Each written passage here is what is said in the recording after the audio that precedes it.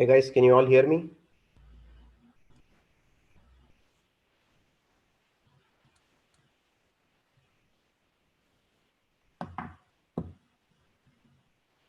Hey guys, can you all hear me?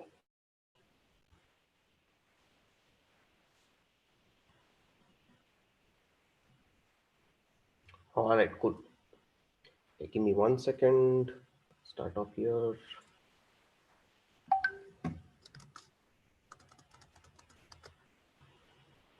Okay, all right. Assume you guys can see my screen as well, right? Okay, all right. I'll get started. Um, Welcome, guys. Welcome to the Linux session. Hope all of you have been having a great time with the Crio event of doing. It's been a few days. You guys have done a few things, had a few sessions, right? So if some of you have not yet joined the Telegram channel, the Slack workspace, please do join it. Okay, and this is where we are in terms of the overall plan for stage one, right? So we finished off the HTTP session, the REST session. We had the big variable series talk with the Bini, and then we had the talk with Vivek. And today is the Linux session, right? We'll probably let you guys go free tomorrow with no session. Hopefully, you guys can finish up the rest of the things when we give you that day off. Okay, so some of you have already been in the Linux session, some Linux Byte. Some of you have finished it. Some of you are doing it right now. So in this session, we'll actually go through some of the nuances of Linux. Right? We'll talk about why Linux, what you can do with it, some interesting activities for you guys to try out, and then we'll wrap it up after that. Okay. So before we go jump into Linux itself, it's amazing to see all the community spirit that's going on in the Slack channel, right? Thank you all for upholding that community spirit. We see a lot of queries have been answered by the community itself, right? This is just one example of it. There are hundreds of such examples, right? One person posts a particular query, he's stuck somewhere, she's stuck somewhere, and the community jumps in and helps out, right? Even before the mentors come in, even before we come in, it's all answered and taken care of, right? So keep that spirit going. We really love that. That's what makes some of these events very special. Okay. Having said that, let's jump in head first into Linux. So why Linux, right? Why Linux? Well, okay, there are few answers, but it's inevitable, right? You can't escape from Linux wherever you go.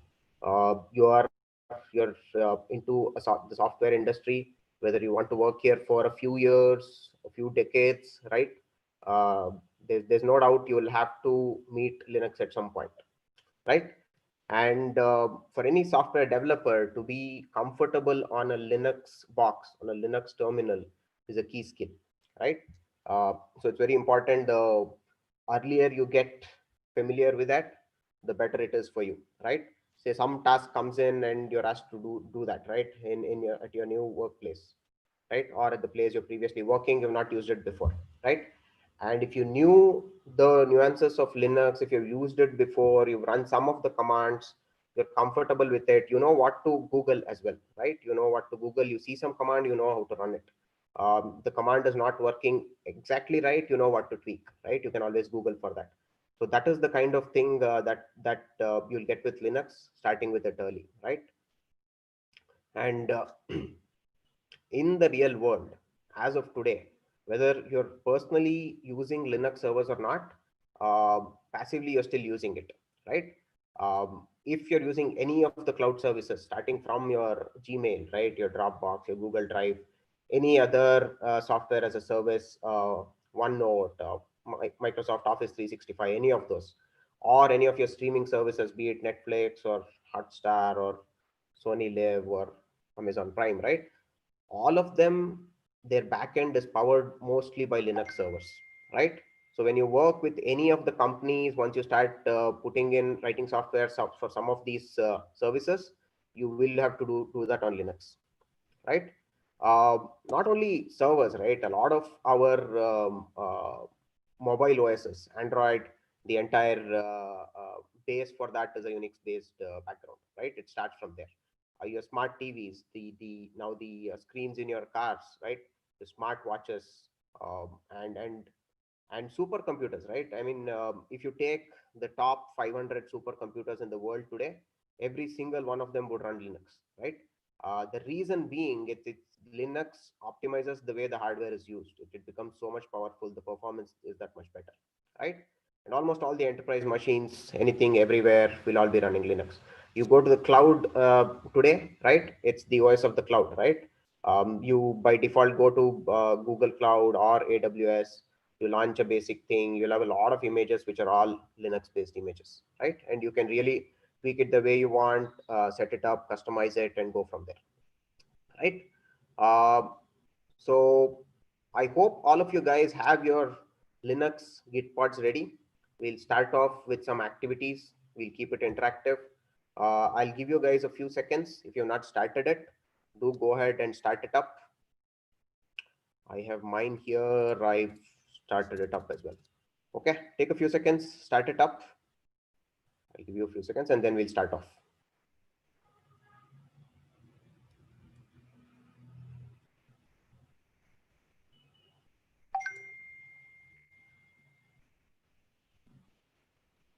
Cool. All right, most of you guys should have it running by now. Now let's start with this thing. Okay, there is let's learn a little bit about the way we'll go about this is we'll do one activity related to say networking. We'll do one activity related to processes, the OS, how it manages it, parent process, and so on. We'll do one activity related to say the file systems, and then we'll do one more, and then we'll get to the QEats one. The QEats one is the find the Sherlock in new activity. We'll get to that as well.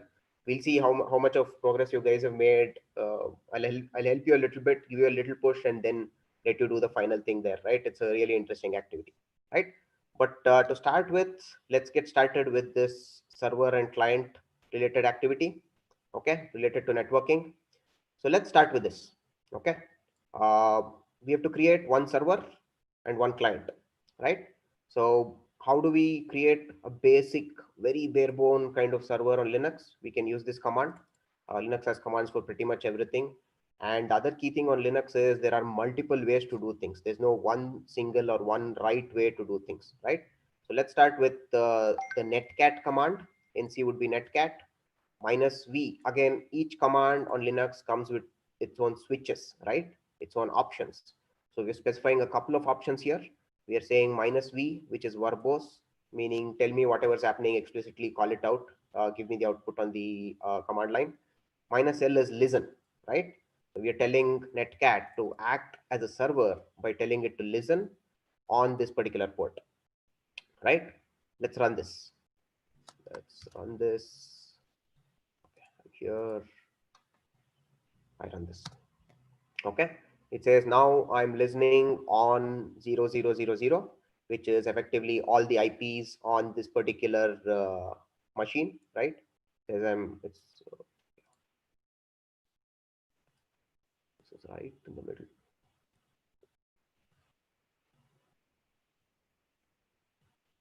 Okay. Can you guys see my screen? Hopefully you can, right?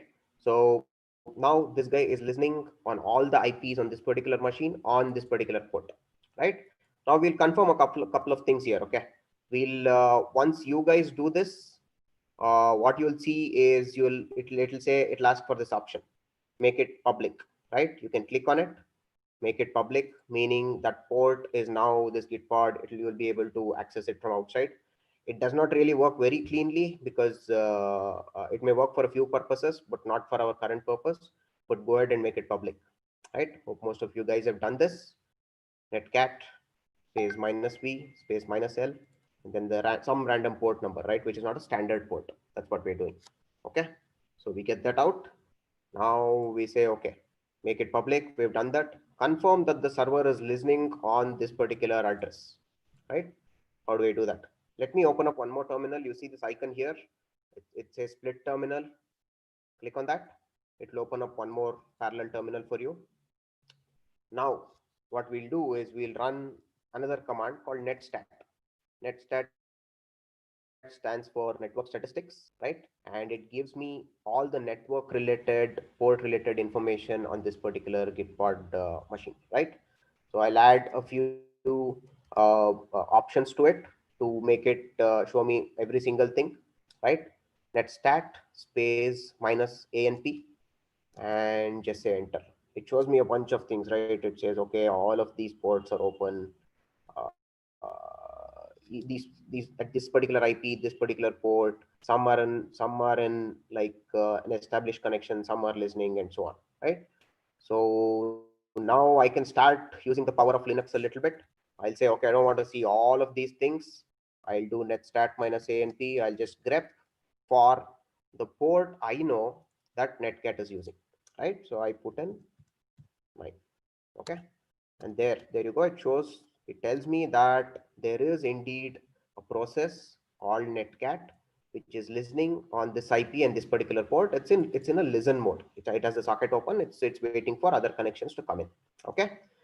So now we have the server running. We know it's listening. We've confirmed that. Now we have to start up the client.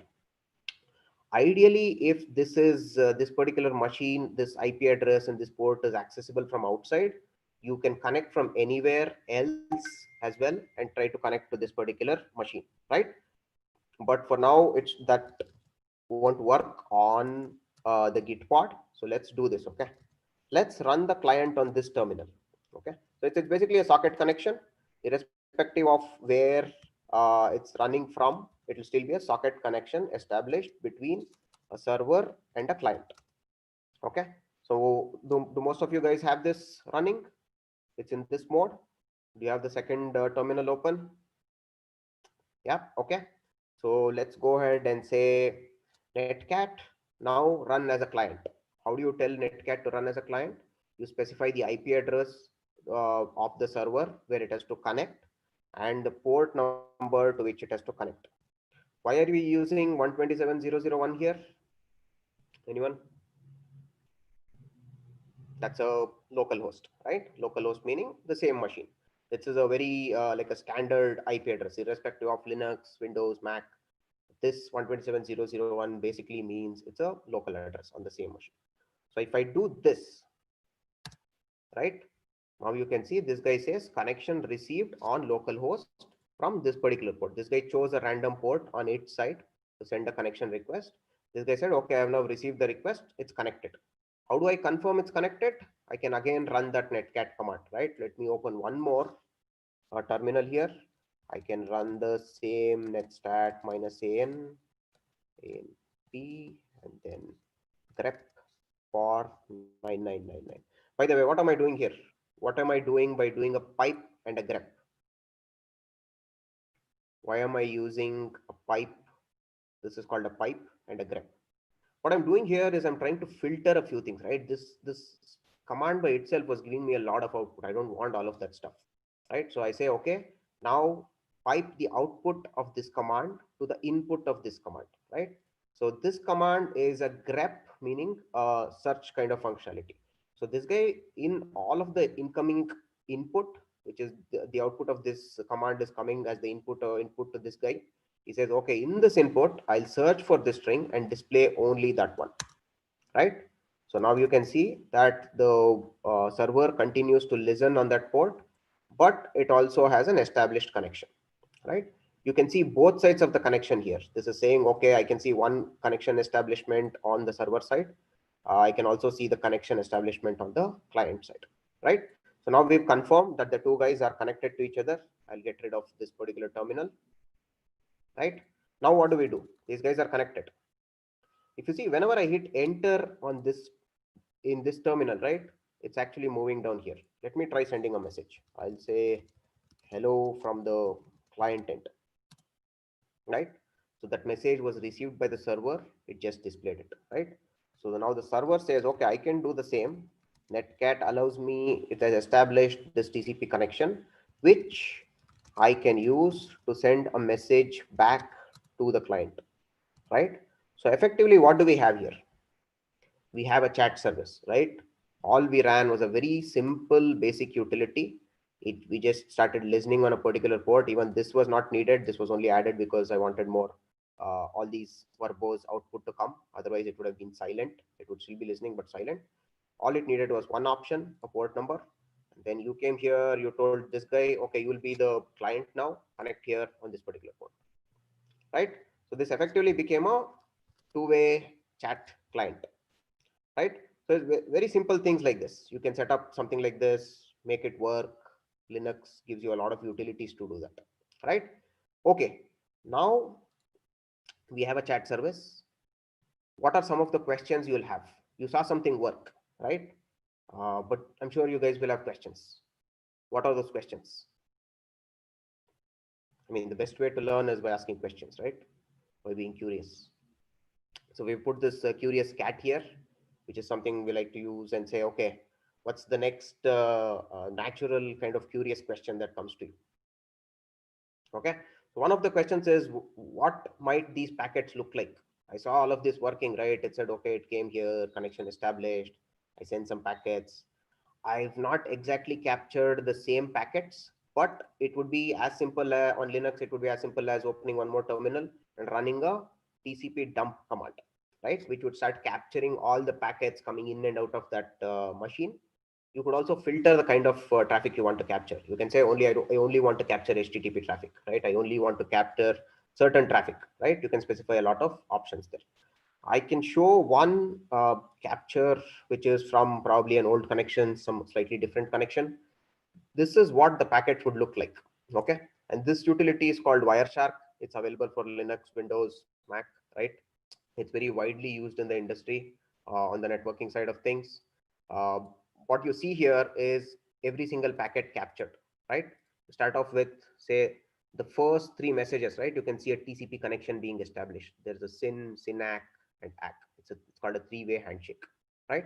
So a three-way handshake would be needed for any client to establish a TCP connection with the server, right? And then what do you see in the structure, right? For example, if you see the different layers that this guy has, right? You'll see, okay, this is the bare bone frame going on the wire, the actual bytes going on the wire, which is 62 bytes. But then you start going into the OSI or the networking model, right? The OSI model. So you see the MAC layer. The MAC layer works on the MAC address. You can see the source and destinations of MACs, right? Then you come to the IP layer where things work on at the IP address level. So you can see a source and destination IP. Then you come to the TCP layer, right? So this is the transport layer. In this case, we're using TCP, but you could use UDP or any other SETP or any such protocol, right? So here you can see the switch or the main classifying criteria as the port. So you had MAC address, you had IP address, and this is port. This works on port, right? And this is carrying some of the uh, right now it's not carrying any data, so you don't see any data. These are just flags, just the connection establishment message. But say if you were to send HTTP traffic on top of this TCP, right, you would then see HTTP here, which becomes an application layer protocol. You can actually see the entire content being sent, right? And the bottommost frame is showing you all the bytes of each of these fields, right? So quick preview of what a packet would look like. Okay, so that was activity one. Shall we move on to activity two? Yeah. Okay, so let's look at activity two. So now we saw some bit of networking. Let's take a look at what processes look like on a Linux machine, right? Let's again, there are some series of steps here. Take a minute, take a look at this. Start a process. We'll start this process, which is basically Nano is an editor. And I'll say, let me start creating or open up a test file to edit, right? And then we'll find the process ID for this process. Okay, let's start that up. Okay, I'll still keep two terminals here. Let me do a Nano test file. Okay, so this opens up the Nano editor, right? Did most of you guys start this up? Just say Nano and some test file or whatever file name you guys want, right? So keep that running. Don't close this. The way to close this is you would have to do a control X, which is exit. It will ask you whether you want to save it or not, and then you'll be able to exit, right? But then keep it running. Now so this is a process, right? You've started Nano, which is an editor, to edit a file. So there is effectively a process running. How do you find what all the attributes of this process? You can use this command called ps, right, which lists all the processes, right? I'll use a couple of switches here for it to, for example, okay, I run just ps, right? So what it's doing is it's just showing me the processes which are running in this particular terminal, right? It says bash, which is the terminal itself, and the ps command which I just ran, right? So those are the only two things it's saying. So now I want to see everything. I'll add a couple of switches, E and F, saying F basically show me more details, E saying everything, and I hit enter. Okay. Now I see all the processes running on this entire server, irrespective of whether it's running on this terminal or this terminal, right? So do you guys see Nano here? Yes, right. So if this output was much longer, similar to the earlier netstat one, we could have done a again ps minus ef pipe grep nano, right? We could have done that to filter it out if this number of process was too large. But given that this is a small gitpod kind of setup, there are not too many processes, so you can see this here, right? So the two things we are interested in here, one is the PID, which is the process ID, and two is the parent process ID, right? So for my command that I'm running for the, which is running as a process because it's still running, I see this is the process ID, this is the parent process ID. So who is this parent process? Can you guys tell me who the parent process is here? Take a minute, run this. Which is the parent process? Okay. So the way to go about that is, you know, the parent's process ID from here. Now try to find 31 in this column. So you see it here. This is the parent process. And what is the parent process? It's bin bash, right? Which is this terminal that I've opened, right? So this nano file, the process that I ran, is running as a child of this terminal, this bash shell. This terminal is a bash shell, right? So the nano command is running as a child of this process. What happens if I kill this process? Okay, so it's possible to kill that process. So, say in Windows or something, you would have used Task Manager, right? Select the process and say end it or terminate it, right? How do we do that from the command line? We can use the kill command, right? Kill command is used to send a signal to any process, right? We'll send the kill signal by using -9 sig kill, which basically the process will interpret as, okay, somebody wants me to exit. I'll go ahead and do that. So I'll say kill -9 and I say I'll kill this process with process ID 31, right? You can also use pkill where you can mention the name of the process. So what happened here? What happened when I killed the process, right? This 31 would have got killed, right? That is, we can assume safely that that is what this command would have done. But what happens to its child process? What do you expect would happen to its child process? That would become orphaned, right? Or maybe, probably depends on the OS and the way it's set up. So there are probably two options, right? One, this process either gets reparented to some other higher level parent, or this gets killed when the parent got killed. Let's see which one it is, right? Let's run ps minus ef again. Do we see it running? No, nano has also been killed, right? So effectively killing this process, the parent process, also killed this process, right? So okay, let me shut down that terminal, open one more. So what else do we want to do here, right? You killed the parent process, you saw that the child got killed, right? Okay, so now what other questions come to mind? You saw a few things working. You saw some process, you saw PID, parent ID, sorry, process ID, PPID, which is parent's process ID. So now what kind of questions come into mind? What questions would you ask? I have one question here, which says, which is a curious cat question, which says what is the parent of all the processes on Git pod, right? What is the parent of all process on Git pod, and how do I find that? What other questions would you have? Okay, all right, let's answer this one, right? Let's try to answer this one.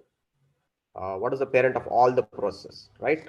I did a ps minus ef, right? So I can go step by step, right? I can say, okay, this guy's parent is this, I'll find him. That guy's parent is this, I'll find him. That guy's parent is this, I'll find him. And this guy's parent is 0, I have nowhere to go, so this guy must be the parent of all the processes, right? Which would be the right thing to do. But this is a slightly roundabout way of doing things. We were able to do it here because there are fewer processes running. But then if there are huge number of processes running, you might not be able to do this. So in general, the process with the process ID of 1 would be the parent, would be the absolute parent. In this case, on this Git pod, this the supervisor seems to be the process which is the parent of everything. But if you are running some bare bone Linux thing, you would see something like an init D, right? A D stands for a daemon. So init D is an initialization daemon, which is the first thing that gets started when the machine boots up, a Linux machine, right? So, but it would also have a process ID of 1. The parent process ID of 0 basically means it does not have a parent. It's the first one to be running. Okay. Okay. So hope you guys are enjoying the activities. That was the end of the second one. We'll move on to, it actually gets better. The activities get slightly better, slightly more interesting, more curious cats questions as well. Okay. So let's move on to one more area of Linux, which is interesting, which is file permissions. Okay. So all of you would have seen something like this, right? I can go here and say ls minus l. Minus l is a long format of listing. So if I run this, you can see there's a lot of things here, right? And you see something like this, right? These are file permissions. But what do they mean? What does this mean? If the file permission for a file shows like this, shows this, what does it really mean? Right? Okay. So you can really just search Google for this. You'll get up. You'll end up with like 100 links which explain what this is. But briefly, there are like 10 characters here, right? So the first character indicates the kind of file. The next 3 characters indicate the permissions for the user, right? User meaning the owner of the file, whoever owns that file.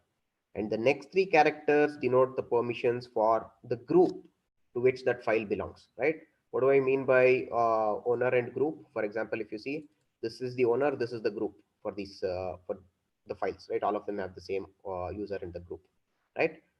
Don't get confused with the group and the user being the same. uh, in this case it is the same, but there could be, the intention of having a group is you could put multiple users into a particular group and give that group certain permissions, right? So all the users would automatically have the permissions that the group has, right? So it's a way of segregating or grouping users on Linux, right? So you have the concepts of groups and users and very specific permissions for both users, groups. And the third one here, the last 3 characters stands for permissions for the others, meaning not the user, and the guy who's logged in does not belong to this group, right? For example, here, who am I? I've logged in as Gitpod, right? The user here is Gitpod, right? So if some other guy came in and had a login here, logged in, right? He was neither Gitpod nor did he belong to the Gitpod group. Then these last 3 characters, whatever permissions are represented by them, would be applicable to that user, right? So that is what this means. So effectively, what does this mean? It says the user has read and write permissions for this file. The group has read-only permissions. The others have read-only permissions, right? So now,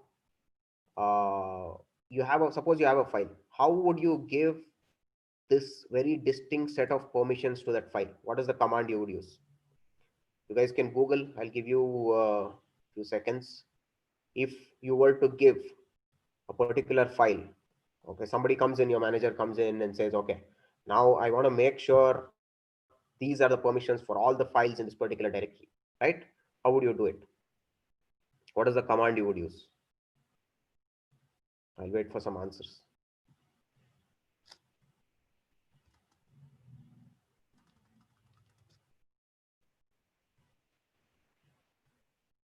Chmod, right? But chmod with what option? That's the more important one, right? Chmod is fine, but what would you use? Chmod 777 would give read, write, execute permissions for all of them, right? That doesn't sound right. Okay, I saw 241 somewhere. Excellent, right? So this is effectively okay. So I'll probably open a link which makes it easier, right? Rather than must be open somewhere here. Okay, file permissions, right?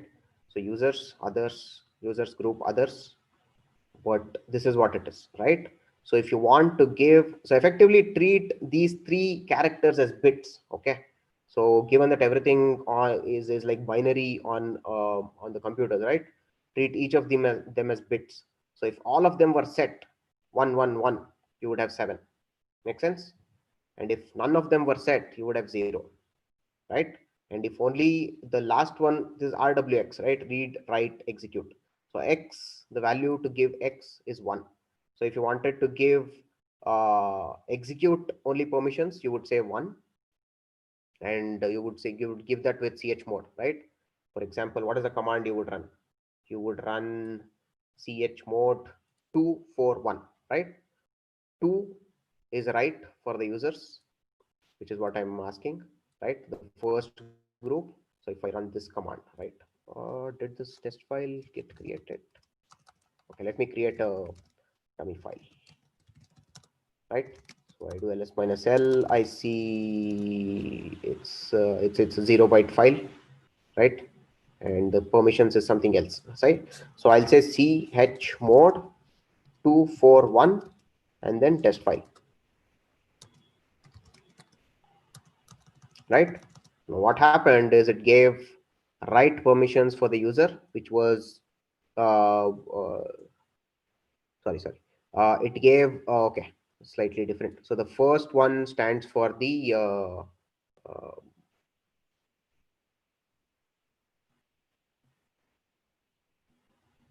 the first one stands for the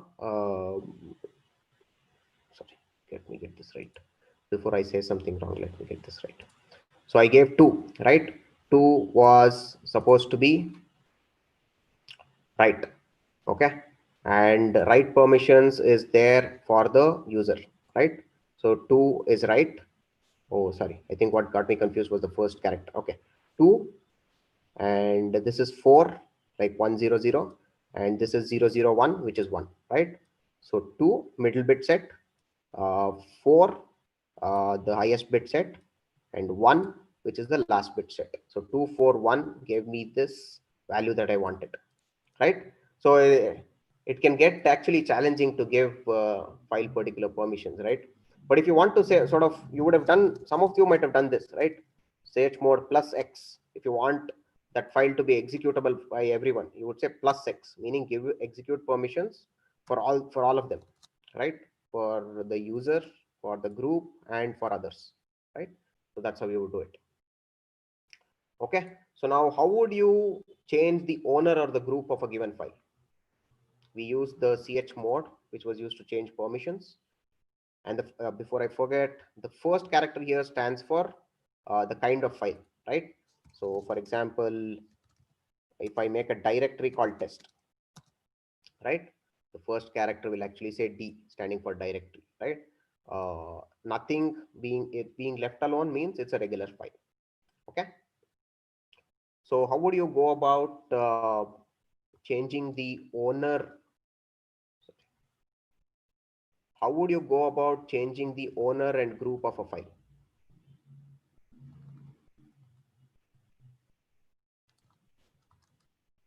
Okay.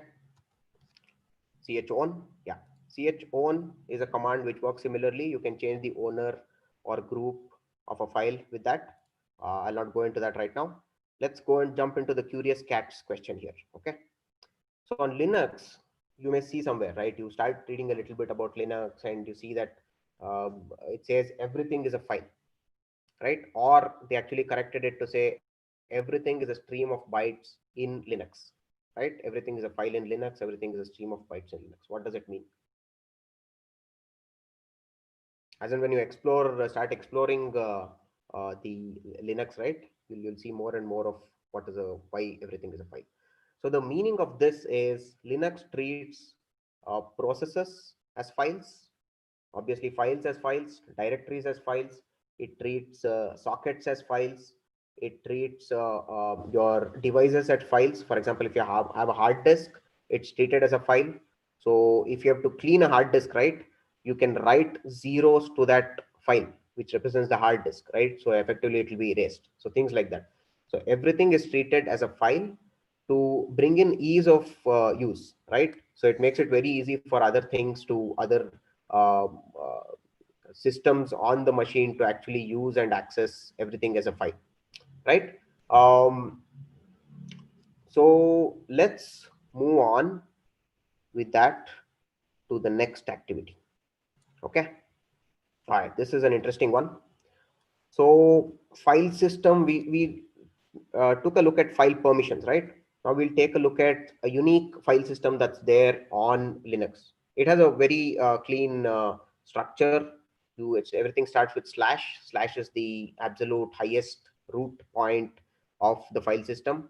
Slash proc is very unique. You'll also see a multiple others. You'll see slash temp or slash var, slash etc, multiple things, right? But slash proc is very unique. Why is it unique? What is so special about slash proc? So proc is a file system which manages all the system related information. For example, when I said processes were files, right? Those files will be found under slash proc, right? For example, if you want to know the what CPU you have, how much of memory you have, right? All of that will be stored as files under proc. For example, if I say, do I need one more terminal? Okay, I'll keep it for now. So I can say cat. Cat is basically show me all the contents of a file, right? So I say proc CPU info, right? So effectively, it's showing me all the information here of the CPU of this particular machine, right? Similarly, memory info, multiple other things. But let me ask you this. So I do a ls minus l for proc CPU info, which is the file that we just saw, right? So here, one interesting thing is it says it's 0 bytes in size, right? We just saw that that file contains a lot of information here, right? But then why is my ls command saying this file is 0 bytes in size? Anyone? The reason for this is that proc is a virtual file system, meaning it's not actually stored on disk at all, right? Only when it's stored on disk on your hard disk is when size comes into the picture. The proc file system is stored on the RAM, right? So being stored on the RAM, it's not being assigned a size which is effectively meant to depict a hard disk size, right? So that's also one of the reasons why it's special. It's mounted on the RAM, contains all the process information. Let's start up one more, the same process here. Let me say, nano test file again. Okay. Okay, I changed permissions for that, so probably I don't know if this works. Let me quit. Let me open one more file instead of changing the permissions for that. Or let me do this. Let me give it all the permissions in the world. Right? Everybody can do anything they want with this file. Okay, and now I open it. It will not complain. I have that process running. What I wanted to show was one process running. Again, if I do a ps minus ef, I'll be able to see that nano process running. its process ID is this. Now I said all the process related information is stored under proc, right? So if I go to proc and I go to, if I do ls, it will show me all of these things. But the key thing that you have to notice here is a directory for this process has been created, right? You can see a directory has been created for that process, right? And it has all the information about that process. All of these are 0 bytes, but it has details about what is the status of that particular process, what are the files it has open, how much CPU, what is the memory map, what is it using, what are its limits, how much can it use. Every single information about all about that particular process is in this one single directory. We saw the ps command, right? The ps command actually fetches information from /proc to be able to show the information, right? And we also have something like this is like the monitor, right? I can use top, or I can also use htop, which is a slightly more graphically better thing. So htop is basically like this task monitor, right? So it shows me all the tasks that are running, how much CPU, how much memory, all of this, right? So this entirely depends on the proc file system as well, right? And the OS uses the proc file system to say, okay, this process has this restriction, I'll give it only so much data and so on. Further, right? The entire memory map, meaning the exact memory on RAM, the addresses allocated to a particular process would also be available here. I can do something like cat proc self is basically whichever process I'll run now, which is the cat process. Show me for cat self, say maps, right? So it is showing me this data, which means, okay, for this particular cat process, which was running when this was listed, now it ended after this. This was the heap that was allocated. This was the stack that was allocated, right? All of you would have seen this memory map, right? Doing something in college, you would have gone through this, very theoretically seen this, right? What is the stack? What is the heap? Where do malloc and calloc, where does that memory get allocated? You would say heap. Local variables, you would say it's stored on stack, right? But have you tried it out? Have you actually seen that in action? We can try that out. Oh, what did I want to show here? Okay, cool. Yeah, I think this was what I wanted to show you. And then I have a short file written here, which we can use. I'll actually keep this terminal to view the heap and other things. Let me show you that. Okay, so I have this small file called stack and heap. It's just C++ code, basic code. So all I'm doing is there's a program here. I have two local variables, right? I'm printing their addresses by using the AND operator, right? And then I have two dynamically allocated variables, which is being allocated memory using the new, similar to malloc, right? And I'm printing their addresses as well. So what should this show me? If I print this, okay, and in order to keep the process running while I check whether this is true by using this maps stored under the /proc, we have a while loop which runs forever, infinite loop, right? So if I run this, what should I see? Where would these two addresses lie? And where would these two addresses lie? The heap ones and the local variable ones.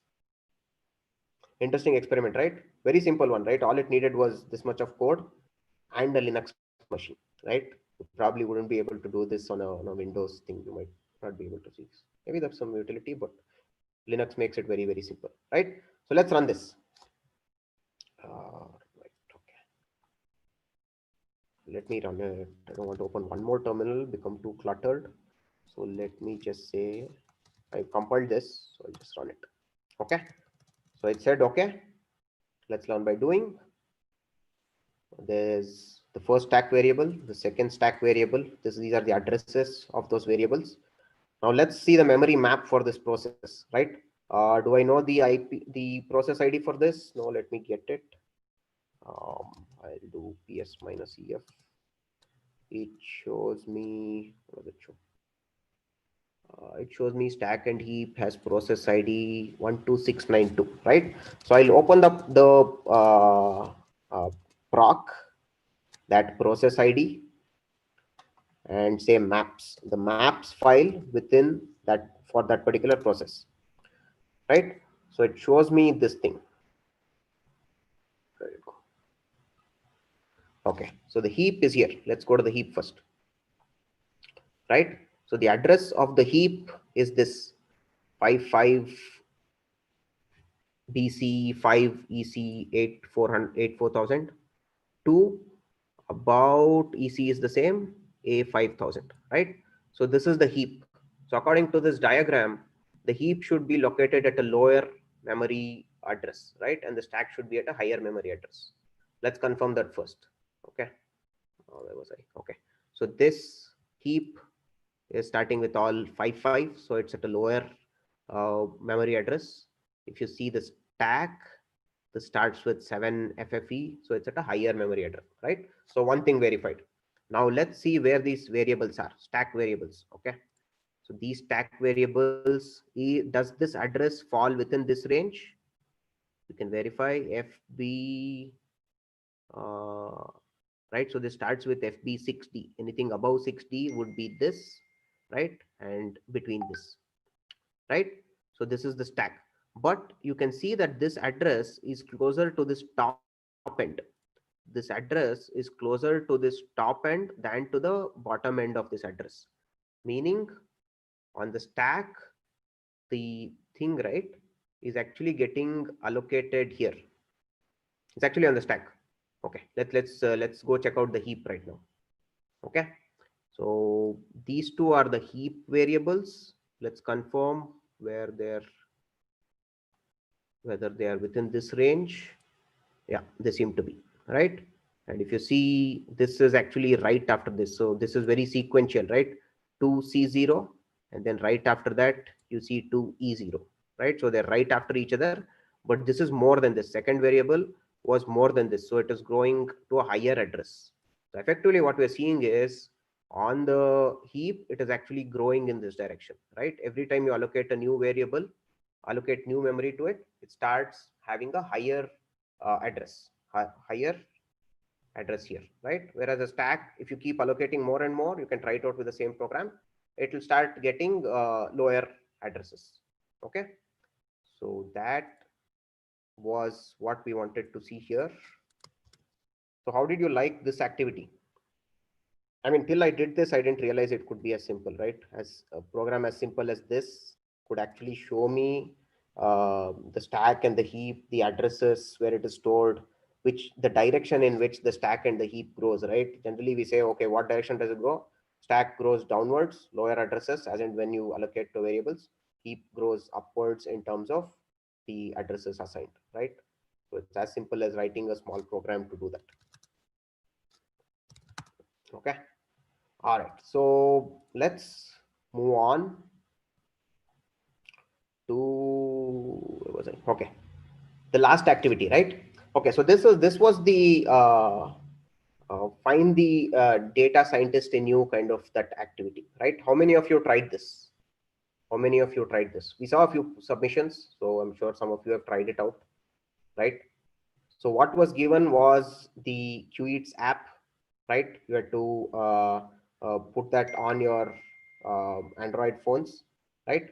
But then before doing that, you had to actually run a server on the AWS byte, in the AWS byte that you ran, right? If you had already run it before, you had to download a different image because we changed a few things just for this activity. So download it again, start it up again, run the QEat server on your machine, right? And then what you needed to do was go give that IP address of the server where your QEats was running, give it to your friends, ask them to download the QEats Android app, which was also given, and then connect to your server. On that app, all you need is the IP address of your server, connect, and then you can browse, you can place an order and all of that, right? So have this server running, give it to your friends, give it to your family, let them try it out, and then that will create a lot of, so effectively you're like writing something like a Swiggy backend, right? So every time some activity happens, it's creating logs, right?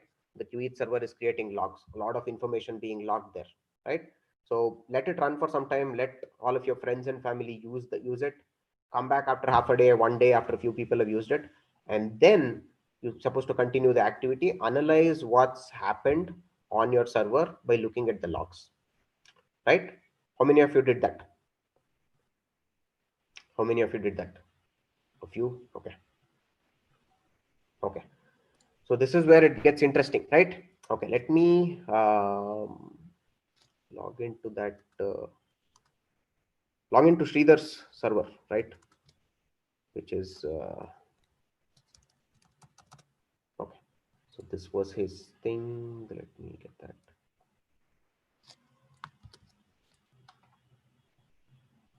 Okay, I've logged into Sridhar's QE server, right? Let's see what his server has been doing, what his server has been up to, right?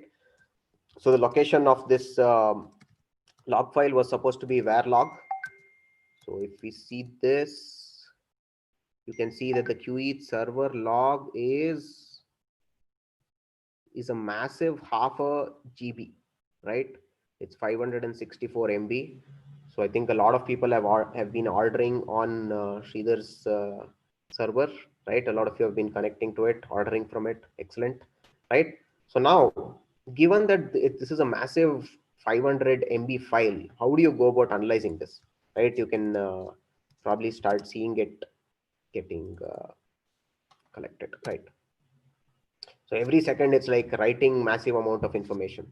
How do you really analyze this, right? I just killed it. So what I've done is I've taken a copy of this log file to my local machine. So let me exit from this connection to Sridhar's server. I have a slightly older log here, which was at probably half the size, right? So now what were the activities that you were supposed to do? One, number of unique IPs that connected to your server, right? You were supposed to find the number of unique IPs that connected to your server. How would you do that, right? If you open up this file, this is what it looks like. Where do you start? Where do you go, right? It's a crazy amount of information, right? So one of the things given as a hint there was that you have to start searching for this string called QEats slash v1, right? So if you say grep, I'll use grep will be my closest friend for today. So I'll keep using it. So I'll say grep, search for q eats slash v1 and that particular file. Sorry. Right. So it gave me a bunch of things. It said, okay, these are the number of things. This seems to be highly manageable compared to the entire file, right? So I did one grep. I was able to filter down the information from hundreds of thousands of lines to say, how many lines was this? How do I count that? I can do it two ways. I can see I do a pipe word count minus L, which will give you number of lines, which is 268 entries, right? So what was the question? We go a little bit further. Number of unique IPs that connected to your QET server, right? So if I see all of this, I see all of these IPs, but we want only unique IPs, right? How do I get unique IPs? So let me do this same thing. Now, first I have to filter out this particular column, right? This is the column of interest. So I have to filter this out, right? How do I do that? So this is the output that I'm getting right now. I'll not do a word count, but instead all the lines, I'll feed it to one command called awk. Like I said before, you don't have one single way of doing things on Linux, right? You can just Google how do I filter a particular column in a file or from an output. You'll get 4 or 5 different ways to do it. So I'll use awk, which is used to separate out particular columns. Okay, so I'll use awk. I'll say print a particular column. Okay, this is the syntax. So I'll say print column number 8, which roughly seemed to be the column where uh, the IP address was. And now it's actually reduced further, right? The output now has only IP addresses. But now here I have to find only the unique addresses. How do I do that? Again, Linux comes to your rescue. Google will also come to your rescue if you want to use that. So I say sort it and then unique are two different commands. So I've used pipe everywhere, right? The output of the previous command is kept being sent further. So if I do this, it says these are the IP addresses. Now, how do I count how many entries there were? I again do a word count minus L, 23, right? So effectively here, the number of unique IPs that connected to my QE, to Sridhar's QE server were 23 at that given point, right? So with Linux, all this data analysis becomes really logical. You start building one on top of the other. First you said, okay, let me grep for this. Then I want the column. Then I wanted only the unique ones. Then I want a count of it, right? You see how this is going, right? Did you guys do this? Was this the way you guys went about doing it? Okay. All right, cool. Let's move on to, we'll speed it up a little bit. Activity number 2, how many orders were placed by your friends, right? You found the number of unique people or unique IP addresses that came to your server. How many orders were placed, right?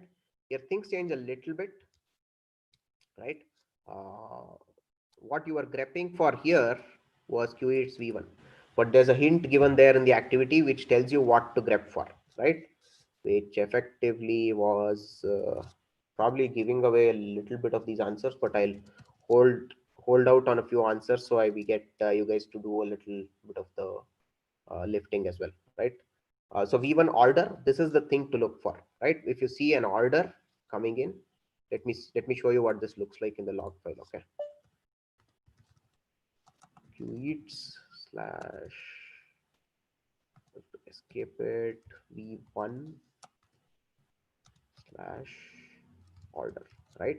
So this is the line where an order was placed, right? We need to filter out all such lines, right? So this is what it's looking like. This is what the log looks like. Take some time out, look at the log. This is generally what all product logs would look like, right? This is probably log4j or one of those standard logging packages that have been used. So this is how it logs, right? Irrespective of what you're working with, logs will look like this, and you will need to do a lot of log crunching at some point, right? So now if I do this, what does it show? There are no orders. Was it true? Let me check.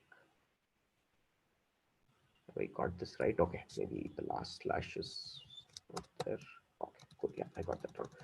So this is the number of things, right? Again, here you have to do what? You have to count how many orders were placed, right? So now you just count how many such occurrences are there. Each of them was an order, right? So you just count this. The other way to count is, if you don't want a pipe, grep itself supports a count, right? You can do -c, gives you a count, right? That's how you do it. So now the activities start getting a bit more complex, right? Print out the countries from where your friends use the QEats app, right? How do I know the countries now? How do I know the countries? There are some clues given in the activities. I would say go through the activity. You'll find it a lot of fun, a lot of learning. But the hint given in the activity says use a provider like this, right? Something like this, right? Something like this. You enter a particular IP address, it will tell you which country that is, right? But now how do you do this from the command line, right? So if I say find, you can see, you can, okay, you can use this. This is how it's sending parameters. All of you have been through the REST and the HTTP sessions, right? So this is what the thing is looking like. Or if you scroll down, there will be some documentation for all of these things. It says, okay, this is how you do it from the command line, right? Where you say give the host type, sorry, either the host name or the IP address, right? So let's try this out. Let's try this out. Okay, so let's see all the IP addresses that are coming in. What were the IP addresses that were coming in? How do I know that? Let me. Okay, you see in each of these rows, the IP address is also specified as to where the thing is coming from, right? We found the list of unique IPs, right? So this is what we were filtering. So let's go ahead and do that. Let's filter out the IP addresses, right? So these are all the IP addresses we saw. If we added a unique thing to it, only the unique IP addresses were here. So each of these we can plug into that command, the command that we saw here, right? This command. So let me do that. Let me see what the output of that looks like. Let me pick one particular IP address and run this. Okay, it gave me this output. Say this IP address is from this city from Haryana in India, right? So this is what we wanted, right? But now I have to do this for all those IP addresses, all of these IP addresses, right? What was the goal? The goal was to find the different countries from where your friends had used the app, right? How do you do that? So now you have some information. Now you have to go further, right? Now we have to run the same curl command for each of these IP addresses. How do you do that? Okay, first of all, before you do that, you have to filter out this data, right? You got a lot of this data. What you need is the country code, right? So this is JSON format. So if you search on, if you Google for how do I filter on the Linux terminal for a JSON input, you will see uh, something like this, right? I just Googled this and found this out, right? So, so this grep is basically grepping for say country name, this particular key, so that you can get the value, right? Sorry, not country code, but country name, right? So you're getting India. So let's try this. Let's feed the output of this to the input of this grep command. So what would that look like? This is what it would look like, right? And clearly it filtered out from this JSON output everything and gave me only what was needed. It said India, right? You may notice that I've used a -s here. -s was to suppress some of the additional things that were coming, right? If I ran it without this, you would see this request time taken as well, right? So if I do a -s, it suppresses that and gives me only this. Now you did this for one particular IP address, right? So the next Google search you would do was, if I had a list of values and I had to iterate over each one of them and run a particular command for each IP address, how would I do that, right? That would be your next Google search, right? For example, I would use a for loop. I'm using, by the way, I'm using shell or bash to do most of these. You might do the same thing with say a Python script. It could be more efficient. There are multiple ways to do things, but this is how it would do, right? So for example, I'm saying this first thing, let me have a for loop to iterate over the output that this command is giving me, right? So that same command has been plugged here. Uh, Sorry, this entire thing, and saying for IP in this, do echo the IP. So echo IP is just, it's just printing it out, similar to what was being done. But now I know that I'm in a for loop, I'm able to get each IP address, right? Now I'll go one step further. So I don't need to just echo, but I need to invoke this curl command for each of the IP addresses, right? So, so I'll do this. Sorry.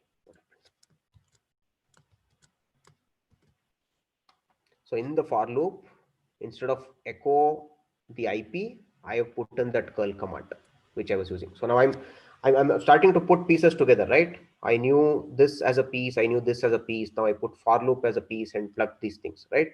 So now it's running. It takes time to make the request go back and forth, but you can see there's a Nigeria there.